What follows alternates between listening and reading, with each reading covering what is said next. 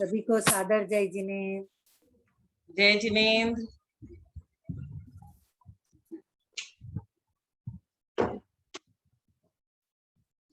दस तक हुआ था ना हमारा छठा अध्याय का, 10 तक हुआ अप टू 10। हाँ दीदी मंगलाचरण है।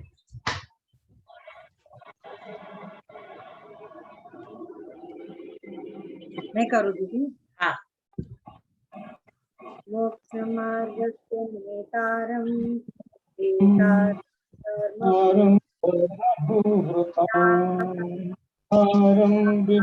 विश्वसत्तानां वन्दे तद्गुणलब्धये, वन्दे तद्गुणलब्धये।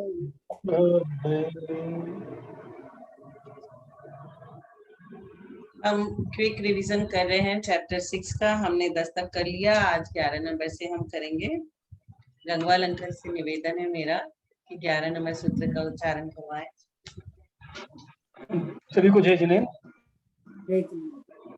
दुख शोक तापाक्रंदन वद परिदेवानान्यात्म परो भयस्थान्य सत वेदस्य। सूत्र का अर्थ है अपने में, दूसरे में या दोनों में विद्यमान, क्या तो आपका क्या दूसरा का, या फिर दोनों में विद्यमान दुख शोक ताप आक्रंदन वध और परिदेवन, ये असाधा वेदनी कर्म के आश्रम है। हमें कभी दुख होता है ना, तो हम उसको हंसते हंसते नहीं, रो रो के मिटाते हैं अपने लिए, दूसरे के दुख को, दोनों के दुख को मिलजुल करके। तो ये आत्मा रूप पीड़ा का, आत्मा का पीड़ा रूप आत्मा का परिणाम दुख है। आत्मा को पीड़ा रूप परिणाम बना देना ही दुख है। तो ये हमें ये आश्रम से बचना चाहिए। यदि हमारे लग गई है, गिर गई है, चोट लग गई है, हम कहीं गिर गए हैं, तो हमें ये सोचना चाहिए कि हम बहुत थोड़े से में टले, इससे ज्यादा हो जाता तो क्या होता। तो हम थोड़े से में ही टल गए और हमें कुछ भी उसके लिए विलाप नहीं करना चाहिए। आगे 12 नंबर भूत प्रत्यनुकंपादान सराग संयमादि योग शांति शौचमिति सद्वेदस्य। भूत अनुकंपा, वृत्ति अनुकंपा, दान, सराग संयम आदि का योग, शांति और सोच, ये शातावेदनीय कर्म के आश्रम है। ये सब क्या है? शातावेदनीय आश्रम कितने प्रकार के होते? शुभ और अशुभ। तो ऊपर जो अशुभ थे, दुख करना, शोक करना, और ये शातावेदनीय है क्या? भूत अनुकंपा, वृत्ति अनुकंपा, दान देना, सराग संयम आदि का योग, शांति और सोच, ये सारे क्या है? शातावेदनी कर्म के आश्रम है। सूत्र नंबर 13 अब दर्शन मोहनी कर्म के बारे में बता रहे हैं। केवली शुद्ध संग धर्म देव वर्णवादो दर्शन मोहस्य। केवली श्रुत संग धर्म और देव, इनका अवर्णवाद दर्शन मोहिनी कर्म का आश्रय है। जिनका ज्ञान आवरण रहित है वे केवली है। केवली किसे कहते हैं? केवल ज्ञान जब पूछ आता है भगवान को, क्योंकि उनके ज्ञान के से सारे के सारे आवरण हट गए। और अभी हमारे जिस चीज पे भी आवरण होता है, ज्ञान पे आवरण है तो ज्ञानावर्णी कर्म, दर्शन पे आवरण है तो दर्शनावर्णी कर्म, और भगवान के सारे आवरण हट गए, इसलिए वे केवली है। केवली अवर्णवाद, केवली भगवान कवलाहार से जीते हैं, अर्थात केवली भगवान भी सामान्य साधुओं की तरह कवलाहार करते हैं, स्त्री भी केवली बन सकती है, ऐसा कथन करना केवली का अवर्णवाद है। तो यहाँ पे केवली, श्रुत, संग, धर्म और देव, इनका अवर्णवाद मतलब इनके बारे में ऐसी आलोचना करना जैसा कि हो ही नहीं सकता है। स्त्रियां केवली बन सकती है, कभी स्त्रियां मोक्ष जा सकती है, किसी भी धर्म में ऐसा नहीं माना गया है कि स्त्रियां मोक्ष जा सकती है। स्त्रियां देवियां बन सकती हैं, वो देवी को मानते हैं, किंतु वो मोक्ष जाती है, ऐसा कोई भी धर्म नहीं मानता। इसीलिए केवली अवर्णवाद की तरह ही श्रुत अवर्णवाद, शास्त्र में मांस भक्षण आदि को निर्दोष कहा है ऐसा कहना, गलत शास्त्रों का प्रचार करना, कुछ भी लिख देना और कहना शास्त्र है, ध्यान रहे, हम भी कभी कोई शास्त्र पढ़ते हैं ना, तो सबसे पहले उसके राइटर का नाम देखना चाहिए कि किसने लिखा है, वो इस काबिल है कि नहीं है लिखने के। हम कुंद कुंद आचार्य, पूज्यपाद स्वामी, बुआ स्वामी, हम इन सब आचार्यों की लिखी हुई पढ़ते हैं, बहुत अच्छा करते हैं, लेकिन हमें बाकी जो है किसी की भी पुस्तक शास्त्र पढ़ने के पहले उसकी ऑडिट जरूर कर लें कि ये राइटर हमारे आचार्य हैं, तो आचार्यों की लिखी भी हमें पढ़ना चाहिए, बाकी में हमें नहीं फंसना चाहिए। संघ का अवर्णवाद होता है, धर्म का अवर्णवाद होता है, देव का अवर्णवाद होता है, देव सुरा और मांस आदि का सेवन करते हैं, इस प्रकार का कथन करना देव का अवर्णवाद है। तो अवर्णवाद हम समझ गए क्या होता है 13 नंबर से। 12, 13, 14, 11, 12, 13 तीनों समझ गए। 11 में कैसे असाधा वेदनिक कर्म हम बुलाते हैं दुख करके। कभी कभी हम लोग ऐसे संक्लेशी भाव होते, दुख होता है, समझ लीजिए हम अपना अभी बहुत बढ़िया से बहुत अच्छे मन से स्वाध्याय कर रहे हैं और हमारा नेट हो गया स्लो, और नेट कनेक्शन स्लो होने की वजह से हमें सुनाई नहीं दे रहा है, तो हम बहुत संक्लेशित हो जाते हैं, उसको बार बार उसको प्रेस करते हैं, क्या हो गया क्या हो गया। इतना हमें नहीं करना चाहिए। इस तरह से हमें हर समय सही समता भाव धारण करना चाहिए। साता वेदनी भी हमने पढ़ लिया और अवर्णवाद क्या है ये भी हमने पढ़ लिया, कैसे कैसे क्या अवर्णवाद है। तो इनका जो केवली श्रुत संघ धर्म और देव का अवर्णवाद जो करता है, इनका अवर्णवाद दर्शन मोहिनी कर्म का आश्रय करता है। हम लोग बहुत ज्यादा अपने आप को जो स्मार्ट समझता है ना, वो इन सबकी टीका और टिप्पणी करने लगता है सबकी। तो हमारे गुरुवर आचार्य श्री विद्यासागर जी कहते हैं ये सब कंट्रोवर्सी में मौन रहना चाहिए, कभी भी पढ़ना नहीं चाहिए। कौन कौन क्या कर रहा है नहीं कर रहा है हमें उससे मतलब नहीं, हमें अपना खरा ज्ञान है और श्रद्धान हमारा पक्का है, तो हमें किसी से ऐसा कुछ आर्ग्यूमेंट नहीं करना। और हम नियम सार, अंकल हम लोग नियम सार पढ़े थे ना, उसमें कौन से गाथा के नीचे 3 बातें लिखी थी कि सारा दोस्त मेरा ही है, हम किसी के संग कभी भी आर्ग्यूमेंट नहीं करेंगे और हम मौन रहेंगे। ये तीनों बात कोई सीख ले तो उसके जीवन में सुख ही सुख है। याद है आपको? नियम सार में पढ़े थे ना अपन, गंगवाल अंकल? पढ़े तो थे, याद नहीं है पूरा। हमको पूरा याद आ रहा है कि ये 3 लाइन उधर लिखी हुई थी कोई गाथा के नीचे, वो मुझे इतनी अच्छी लगी थी कि मैं उसको चिंतन करने लगी कि हाँ ये 3 बात बहुत अच्छी लिखी है कि किसी का भी आर्ग्यूमेंट में पढ़ो ही मत, कभी झमेले में पढ़ना ही नहीं है हमको।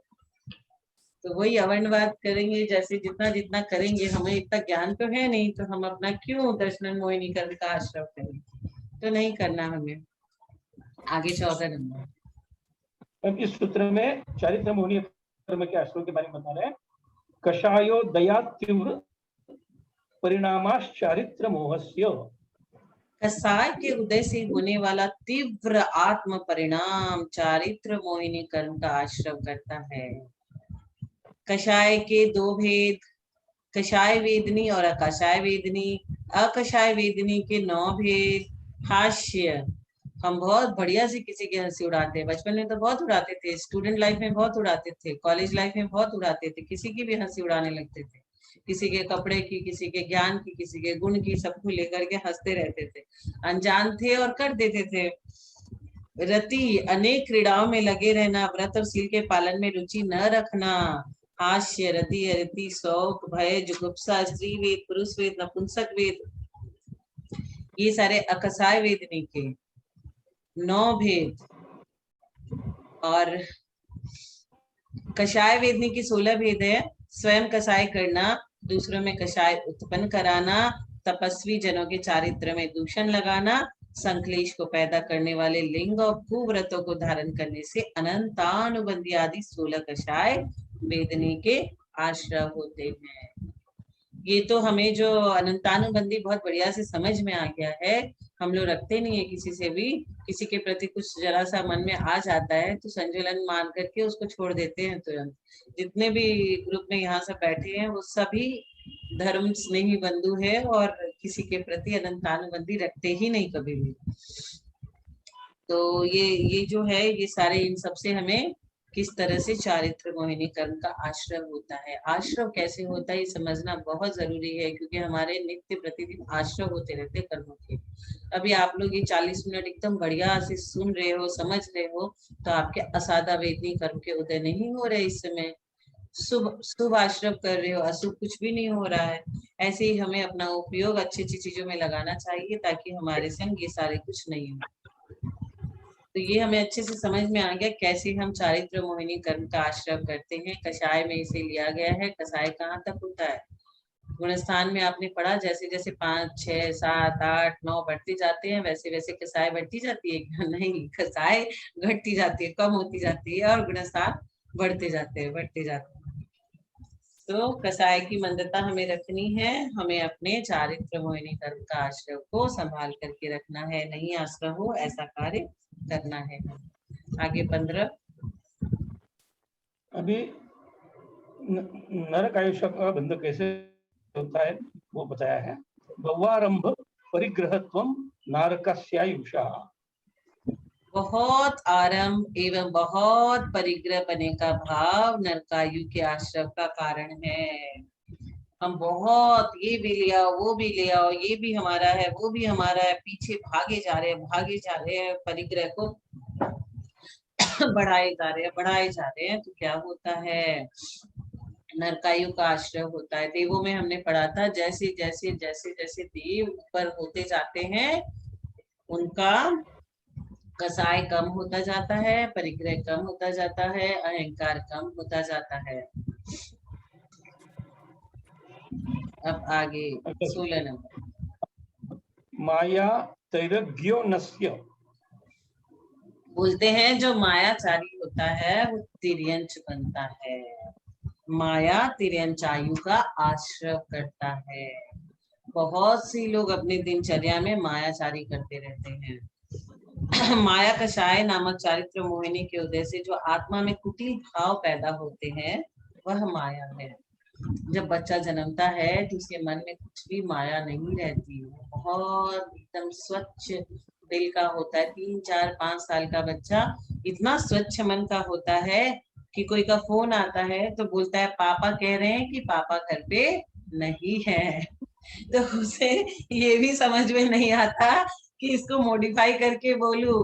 तो इतना स्वच्छ मन का होता है बच्चा, लेकिन उसके मन में, बच्चे के मन में उसके पेरेंट्स ही मायाचारी कर करके सब कुछ भर देते हैं। क्योंकि बच्चा वह नहीं सीखता जो उसे सिखाते हैं, बच्चा वह सीखता है जो वो देखता है। वो बहुत अच्छे से अपने पेरेंट्स को फॉलो करता है कि मेरे मम्मी मेरे पापा क्या कर रहे हैं, और शुरू से वही चीज को अडॉप्ट कर लेता है। तो मायाचारी नहीं करना चाहिए, नहीं तो तिर्यंच बनना पड़ेगा। आगे 17 नंबर। मनुष्य गति का बंध कैसे होता है? अल्पारंभ परिग्रहत्वम मानुष्य। अल्प, थोड़ा आरंभ, थोड़ा परिग्रह पने का भाव मनुष्य आयु के आश्रय है। बहुत से लोगों को हमने देखा है, बहुत सेटिस्फाइड होते हैं, उनको जीवन में कुछ रुपए मिल जाते हैं और उससे वो संतोष प्राप्त कर लेते हैं। छोटी मोटी सैलरी है उनकी, 40-50 हजार कमा लेते हैं और अपने घर में बहुत अच्छे से सब कुछ उनका हो जाता है, और उनको बड़े बड़े बंगलों में रहना, बड़ी बड़ी गाड़ियों में घूमना, इसका कोई भी उनको ड्रीम नहीं रहता है। और जो लोग बहुत परिग्रह के पीछे भागते हैं वो कहते हैं देखो वो कितना बेवकूफ है, वो इतने से में ही सीमित है। कुछ लोग 2 जोड़ी वस्त्र में अपना जीवन निकाल देते हैं। बहुत थोड़ा आराम, बहुत थोड़ा परिग्रह, उससे मनुष्य की आयु का आश्रय है। यानी कि हमने अपने पिछले जन्म में ऐसा ही किया था, तभी आज हम मनुष्य हैं। क्योंकि हम लालची नहीं थे, हमने परिग्रह नहीं जोड़ा, हमने थोड़ा आरंभ किया और थोड़ा ही परिग्रह जोड़ा था, तो आज हमें ऐसे ही बनना चाहिए। आगे 12वें सूत्र, इसमें भी मनुष्य आयु आश्रव के और क्या कारण है वो बताया है। स्वभाव मार्दवम च। स्वभाव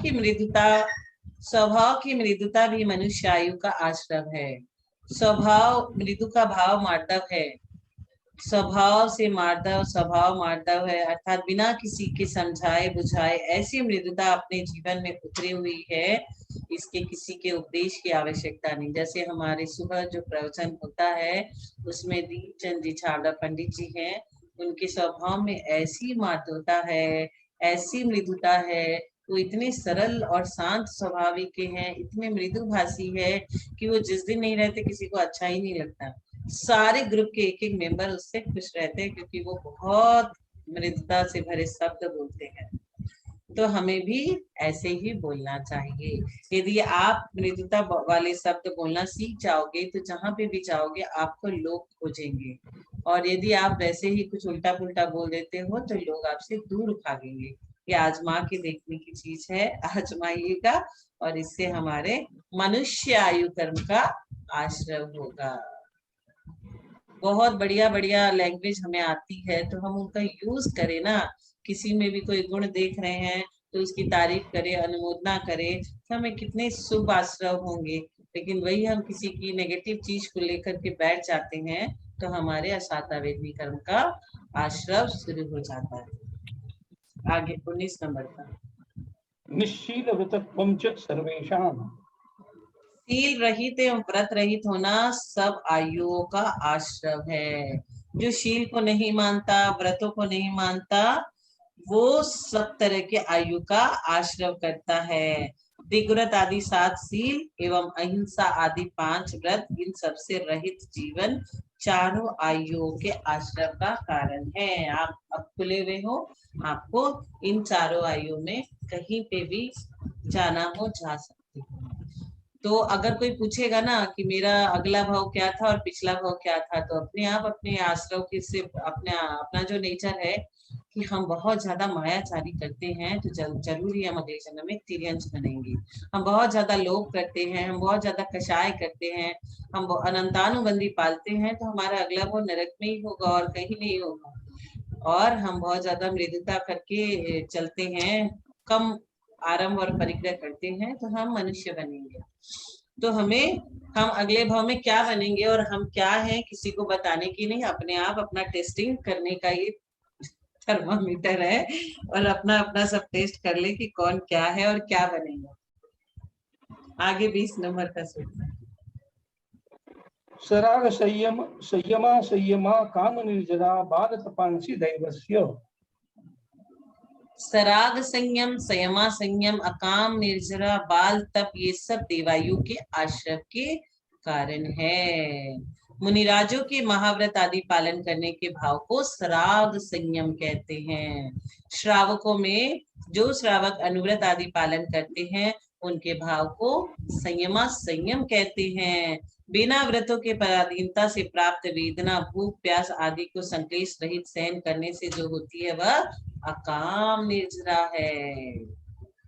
मिथ्यात्व सहित ख्याति, पूजा, लाभ आदि के लिए काय क्लेश बहुत माया से व्रतों को धारण करना बाल तप है। ये सभी देवायु के आश्रम के कारण है। जो लोग ये सब करते हैं वो अगले जन्म में देवता बनेंगे।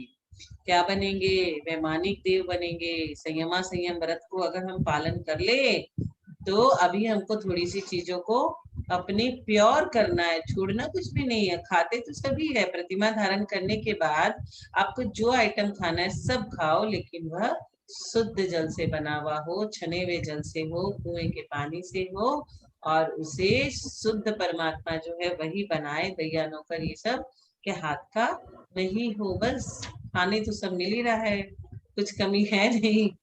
तो अगर आपको देवायु में जाना है, क्योंकि वेट तो करना है ना आपको तीर्थंकर बनने के लिए, तो छाया में वेट करेंगे, धूप में क्यों करेंगे? तो अपने को ये सब करना है। धीरे धीरे धीरे धीरे इन सबको आगे आगे हम लोग को एक एक चीज कर करके अपनाना चाहिए। आगे 21 नंबर का, आगे नेमिचंद जी भाई साहब पढ़ेंगे। हाँ विजय आंटी, हाँ विजय आंटी, ठीक है। नेमिचंद अंकल आगे क्या विजय? आ गई आंटी। दीदी पढ़ रही हूँ। कौन सा सूत्र पढ़े? 21 नंबर। आज 21 तारीख है ना। हाँ जी, 21 31 तारीख 21 तारीख 21वां को। नंबर हाँ, अध्याय। छठावा। हाँ हाँ, छठा ही निकाला। हाँ, छठावा छठे अध्याय अध्याय पढ़ के बहुत दुख हो जाता है आंटी, कैसे कैसे हम लोग आश्रम करते रहते हैं।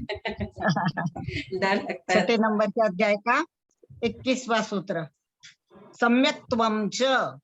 सम्यक्त्वं च, सम्यक्त्व भी देवायु के आश्रव का कारण है। च लगा दिया और ऊपर हम देवायु के आश्रव का कारण पढ़ रहे थे, तो सम्यक्त्व भी देवायु के आश्रव का कारण है। सराग संयम एवं संयमा संयम, ये दोनों तो सम्यक्त्व सहित होने से ही वैमानिक देवों की आयु के आश्रव का कारण है। अकाम निर्जरा एवं बाल तप, ये दोनों भवंतरिक देवों की आयु के आश्रव के प्रमुख कारण होते हैं। किंतु जो व्रत रहित होकर भी सम्यक्त्व सहित है, वे भी देवायु को प्राप्त करते हैं। अतः सम्यक्त्व देवायु के आश्रव का कारण है। सम्यक आपके पास होना चाहिए, व्रत हो या नहीं हो, तब आपका देवायु का कारण बनता है। आपने संयमा संयम व्रत नहीं लिया, आप 5वें गुणस्थान में नहीं पहुंचे, लेकिन फिर भी आप देवायु का बंध कर सकते हो। 22 नंबर। हाँ, अब यहाँ क्या बता रहा है, नाम कर्म के आश्रव के कारण। पहले क्या बता रहा है, अशुभ नाम कर्म के आश्रव के कारण। योग वक्रता विसंवादनम चा शुभस्य नाम्नः। योग वक्रता विसंवादन चा शुभस्य नाम्नः। योग की वक्रता एवं विसंवाद, ये अशुभ नामकरण के आश्रव का कारण है। मन, वचन और काय, ये तीनों को योग कहते हैं। पहला सूत्र में हम लोग योग से ही शुरू किए हैं, छठा अध्याय में। इनकी कुटिलता योग वक्रता है और इन योगों की अन्यथा प्रवृत्ति करना विसंवाद है। विसंवाद तो स्वगत योग वक्रता एवं परगत विसंवाद कहा जाता है। तो ये समझ में आ गया हमें, योगों की वक्रता एवं विसंवाद, ये सब अशुभ नामकरण के आश्रय का कारण है। आगे 23। अब शुभ नाम कर्म के आश्रव के कारण यहाँ बता रहे हैं, तद विपरीतम शुभस्य। तद विपरीतम शुभस्य।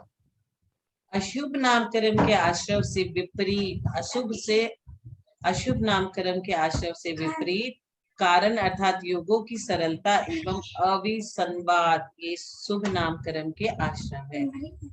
क्या क्या शुभ नामकरण के आश्रव है? अशुभ नामकरण के आश्रव से विपरीत मतलब अशुभ से उल्टा, अशुभ में से अ हटा देते हैं, शुभ बन जाता है।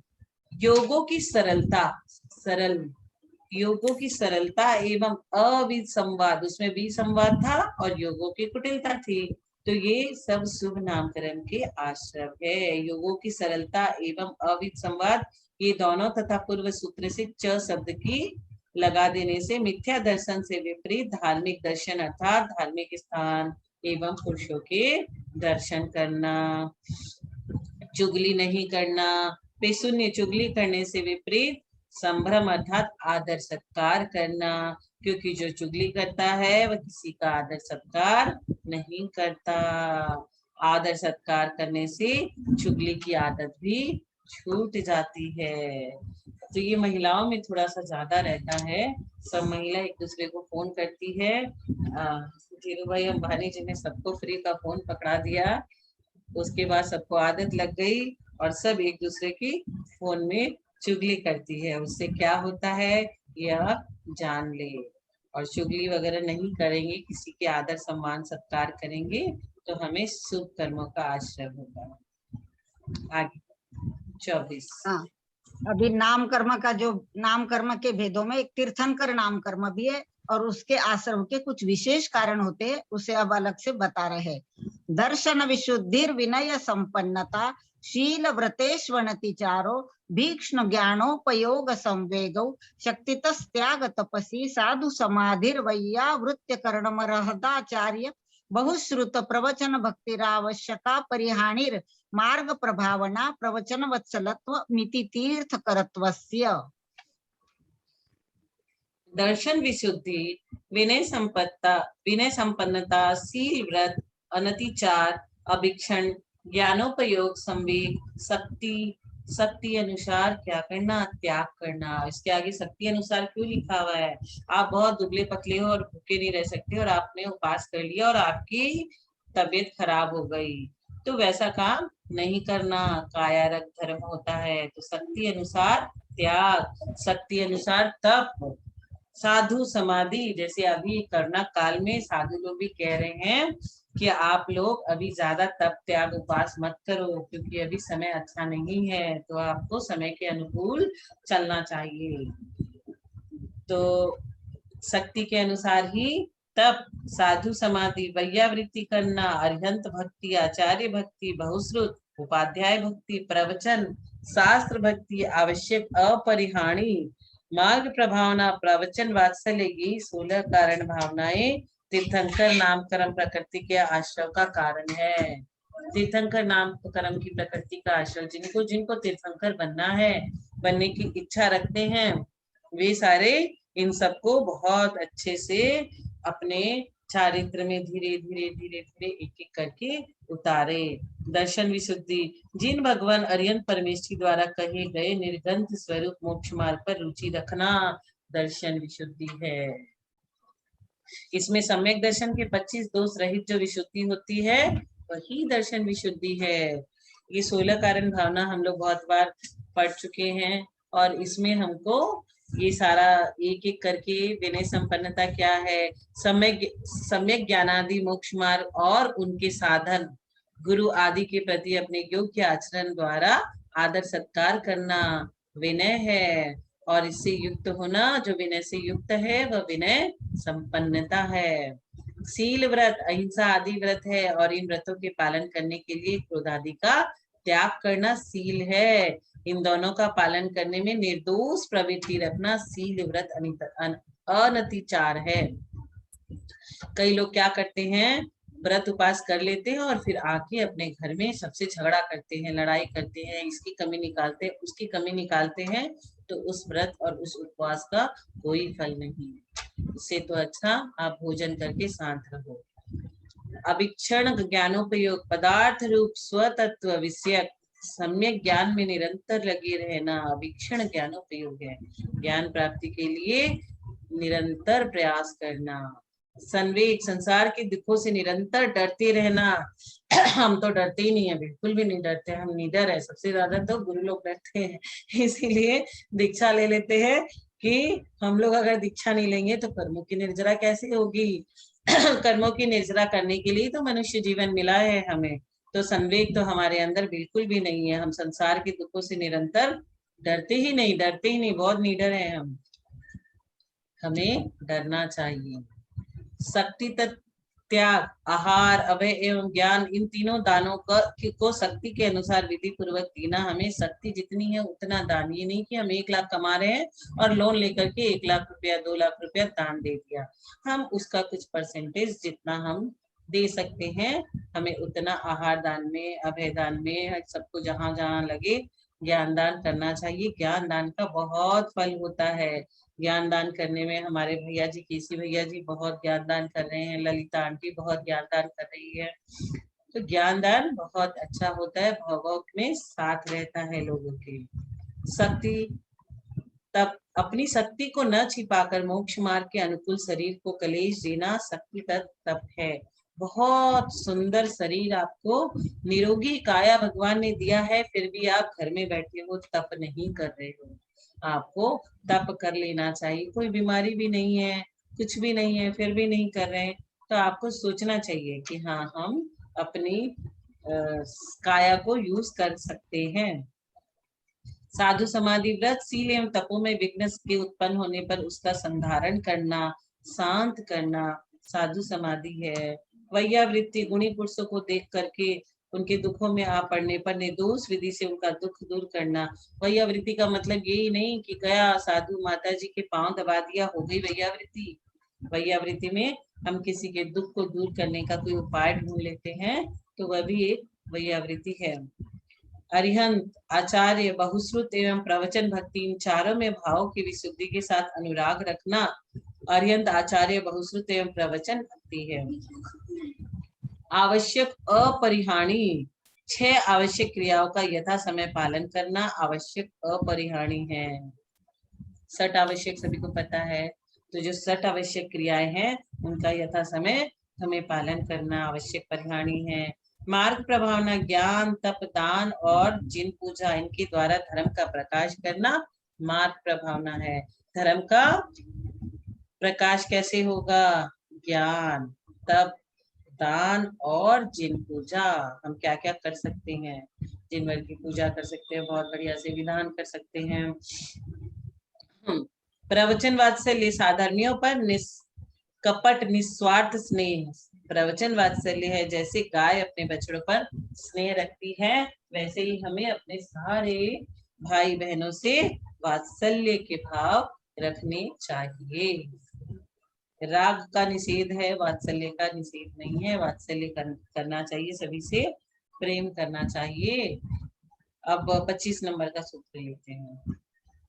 यहाँ बता रहे 25 नंबर के सूत्र में नीच गोत्र के आश्रव के क्या कारण है। परात्म निंदा प्रशंसे सदसत गुणोच्छादनोद भावने च नीचैर गोत्रस्य। परात्म निंदा प्रशंसे सदसत गुणोच्छादनोद भावने च नीचैर गोत्रस्य। पर निंदा और आत्म प्रशंसा, दूसरे की निंदा कर दिया हमने और अपनी प्रशंसा सुन लिया। सदगुण उच्छादन, असदगुण उद्भावन, ये नीच गोत्र के आश्रव है। सच्चे या झूठे दोष को प्रकट करने की इच्छा निंदा है। गुणों को प्रकट करने का भाव प्रशंसा होता है। दूसरे में मौजूद गुणों को ढक देना सद्गुण उच्छादन है। और अपने में गुण रहितता को गुणों के समान प्रकट करना असद्गुण उद्भावन है। तो हमें अब क्या करना है? उच्च गोत्र का अगर बंद करना है, नीच का नहीं करना है, तो हमें किसी के गुणों की उसको उजागर करके उसकी तारीफ करनी है। और उस अपनी अपनी अपनी अपने अंदर जितनी भी खामियां हैं अपनी हमें निंदा करनी है कि मैं ऐसा हूँ, मैं तो इतना कम स्वाध्याय करता हूँ, मैं तो इतनी कम माला फेरता हूँ, मैं मंदिर जाता ही नहीं हूँ, मैं ऐसे नहीं करता, मैं वैसे नहीं करना, अपनी निंदा करनी है। अब मेरे अंदर क्या क्या फॉल्ट्स है आप सभी लोग मुझे फोन करके बता दीजिएगा कि तुम्हारे अंदर ये सब फॉल्ट है। हाँ, तो जो दूसरा बताता है ना तो ध्यान जाता है, नहीं तो सोचते ही नहीं कि मैंने कुछ गलत भी किया है, क्या गलत करता है और आगे चल पड़ता है। तो उसको बता देना चाहिए ताकि उसका थोड़ा सा रेक्टिफिकेशन हो जाए। तो अब हमें क्या करना है? अपने अवगुणों को देखना है। दूसरे के गुण तो दिख ही रहे हैं सबको, अपने अवगुणों को छांटना है। क्या क्या अवगुण हमारे अंदर है उसको एक एक कर करके सबको बताए, और बताने से भी दूर हो जाते हैं। और दूसरे के गुणों की प्रशंसा करने से क्या होता है? वो गुण हमारे अंदर आ जाते हैं। ऐसा है। कोई कोई को अल्प ज्ञान है, उसे कुछ याद नहीं होता, उसे कोई सूत्र समझ में नहीं आता, तो वो अगर किसी ज्ञानी की बहुत बहुत अनुमोदना कर देता है ना तो उसके ज्ञान का चयक्षम अच्छा हो जाता है। इसीलिए हमें ये ट्रिक अपनानी चाहिए हमेशा। आगे का 26 नंबर। अब यहाँ क्या बता रहे? उच्च गोत्र के आश्रव के क्या कारण है। तद विपर्य नीचैर वृत्त्यनुच्छेकौ चोत्तरस्य। तद विपर्य नीचैर वृत्त्यनुच्छेकौ चोत्तरस्य।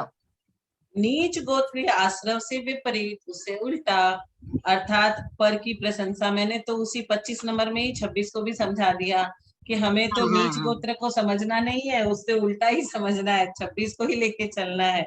दूसरे की प्रशंसा करना है, आत्मनिंदा अपनी निंदा करना है, सद्गुणों का उद्भावन करना है, असद गुणों का उच्छादन करना है। नम्र वृत्ति और अनुच्छेक ये उच्च गोत्र के आश्रव के कारण है। दूसरे के गुणों की प्रशंसा एवं स्वयं के दोषों की निंदा करना, सद्गुण का उद्भावन और असद्गुण का उच्छादन, नम्र वृत्ति और अनुच्छेद के सब उच्च गोत्र के कारण होते हैं। आज हम कहाँ बैठे हैं? उच्च गोत्र में बैठे हैं। हमें जैन कुल मिला, उच्च गोत्र मिला। क्यों मिला? जरूर हमने पहले ऐसा किया होगा, तो हम आगे भी ऐसा ही करेंगे कि हमें उच्च गोत्र मिले। नीच गोत्र मिल जाएगा ना तो हम अपना कल्याण कर ही नहीं पाएंगे। जो गुणों में उत्कृष्ट है उसमें विनय से नम्र रहना निश्चय वृत्ति है एवं स्वयं ज्ञानादि गुणों में श्रेष्ठ होते हुए भी उसका मद न करना, अर्थात अहंकार रहित होना। अहंकार से सब कुछ खत्म हो जाता है, कुछ भी हासिल नहीं होता। तो हमें कभी भी अहंकार नहीं करना है। मद न रूप को मद न ज्ञान को धन बन को मद न जानो।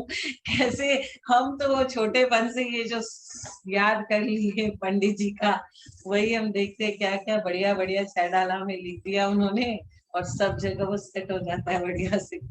तो हमें किसी भी चीज का मद नहीं करना है, मद करने से वो चीज चली जाती है। आप लोगों को एक एग्जाम्पल मैंने दिया था, एक राजा का जो इतना सुंदर था, कामदेव था, उसे अपने रूप पे बहुत घमंड था। देवता गण आए उसके रूप को निहारने के लिए, बोले राजन तृप्त हो गया मन तुम्हें देख करके। तो बोला अभी तो मेरा सौंदर्य क्या देखा है, राजसभा में आकर देखना।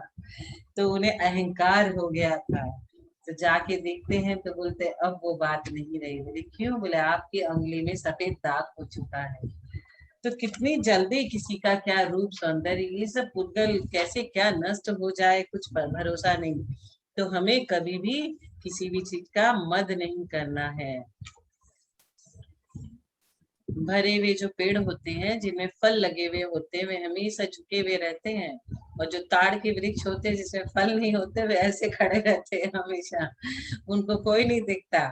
और वो भरे पूरे जो पेड़ है जिनमें फल लगे हैं उन्हीं को लेकर के लोग पत्थर भी मारते हैं, वो पत्थर भी सहन करता है और झुकता भी है, और उन्हीं को सब पसंद भी करते हैं। तो हमें ऐसा ही बनना है, क्योंकि हमें नीच गोत्र में नहीं जाना।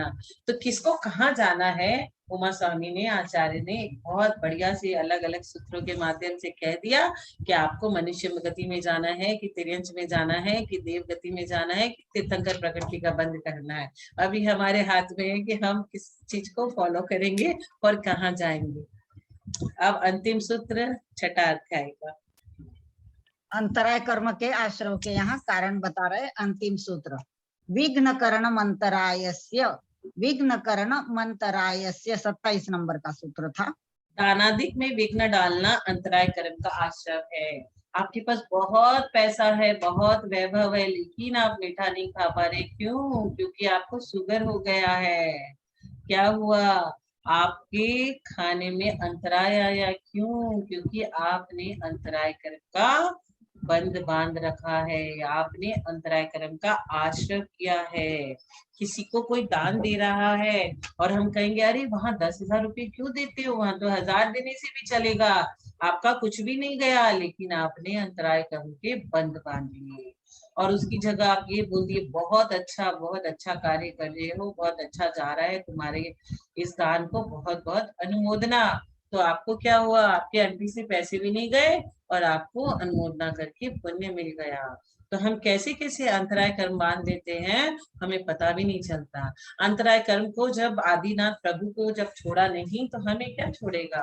भगवान आदिनाथ प्रभु जब मुनिराज तपस्या कर रहे थे तो एक चरवाहे ने पूछा, बोला भगवान, आचार्य भगवान, जब भी मैं कोई भी खेत में कुछ बोता हूँ तो गाय उसे सब चल जाती है और मैं भूखा रह जाता हूँ, तो मैं क्या करूं? तो बोला कि तुम जा करके गाय के मुंह पे छिपी बांध दो। छिपी मतलब मास्क, जैसे अभी हम लोग मास्क पहनते हैं वैसे वो बांध दो, ताकि वह खा नहीं पाएगी तुम्हारे खेत में कुछ भी। तो कोई को भी हम कुछ भी ओपिनियन देते हैं ना, तो बहुत सोच समझ के ओपिनियन दीजिए। ऐसा ओपिनियन दे देंगे उसके बाद क्या होगा, 13 माह तक उन्हें आहार नहीं हुआ। ये तो प्रथमा नियोग की कहानी है, लेकिन कर्मा नियोग, चरना नियोग, द्रव्य ने कुछ और बोलते हैं। चारों अनुयोगों की अपेक्षा से हर चीज का अलग अलग मीनिंग निकाला जाता है। इसीलिए हमें कभी भी बिना मांगे किसी को भी एडवाइस नहीं देनी चाहिए। हम किसी अपने मित्र की, सहेली की पार्टी में चले गए और देख लिया उसके घर के सामने बहुत बड़ा लॉन है, तो कह दिया कि यहाँ तो तुम ऐसा कर सकते हो, यहाँ तुम ये डेवलपमेंट कर लो, ऐसा कर लो, वैसा कर लो। और उसके अंदर जो जीव हिंसा होगी त्रस्त जीवों की, उसका पाप किसे लगेगा? क्योंकि हमने एडवाइस दिया है तो हम फ्री का पाप कमा लेंगे। इसीलिए हमें सुनना सबकी चाहिए, लेकिन फ्री की एडवाइस नहीं देना चाहिए। जब फ्री की एडवाइस देने जाएंगे, हमको उस समय तो पता नहीं चलेगा, भावुकता में हम कुछ भी बोल देंगे, बाद में हमारे कर्मों का